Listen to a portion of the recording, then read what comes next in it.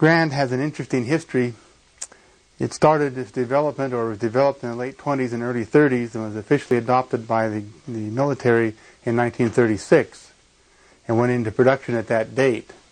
It continued in production until 1945, at which time production stopped until about the Korean War or conflict. And at that time production restarted in 1953 and continued through 1957. Now, the gun has two locking lugs, which you can see when it goes closed. It simply rotates the bolt, and those two lugs, or wings if you want to call them that, go into recesses. The one locking lug is for the receiver is this hump right here. It's a small one and not terribly strong. It's right here. The big one is this on the right hand side, and you see it's considerably larger, has a lot more steel behind it. But this lug doesn't have a lot of steel behind it. So if you put the squeeze to it, this lug would not do you much good. This is the big one. I have the round in the chamber and two more in the magazine at this point. When you pull a bolt back, it extracts pretty much conventionally. Then the plunger ejector takes over as soon as the bullet clears the chamber.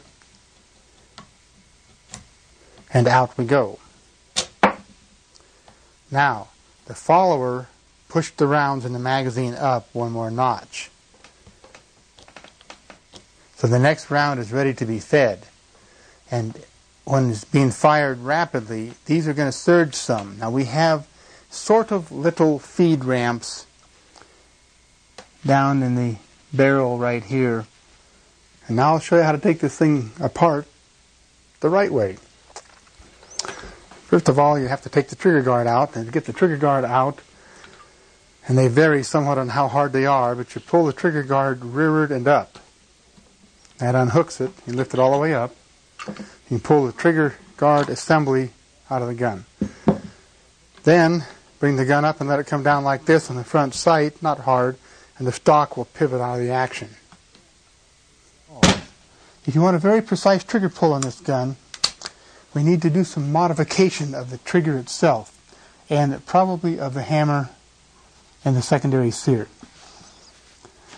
What we do, the idea that we want to get is to have the secondary let go when the primary is almost completely engaged. On this particular gun, it is not, you see. It let go there, but I can get that much more engagement. So that's not the ideal, but that it's acceptable. It's okay. But I would prefer to have a little more engagement for the absolute maximum reliability.